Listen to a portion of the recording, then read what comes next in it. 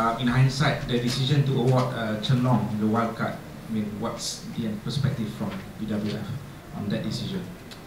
Well, it's actually only in very, very special circumstances that wildcards are normally given.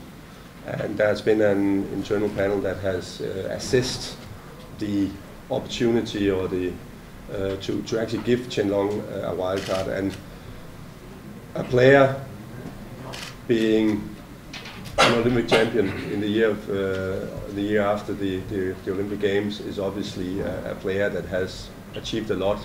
He's also won the world champion. He's the reigning world champion actually.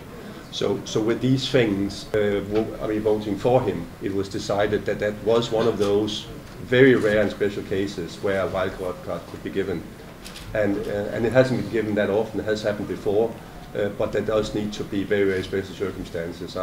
I mean, it can always be discussed, but I would personally think that this is one of those things that are easier to argue with a player of his stature and his results leading up to this World Championships.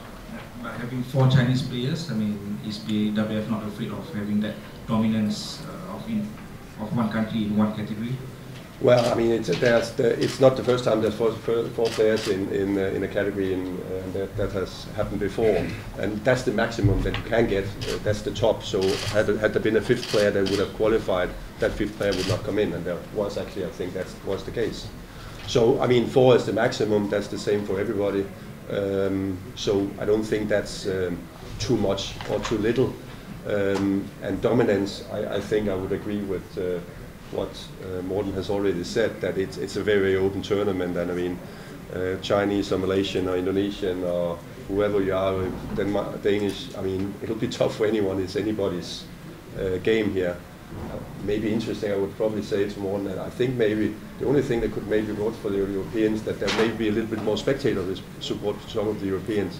That being said, actually Li Chongwei is one of those players that will get as much spectator support or more in Glasgow because they love him. So that'll be very interesting to see.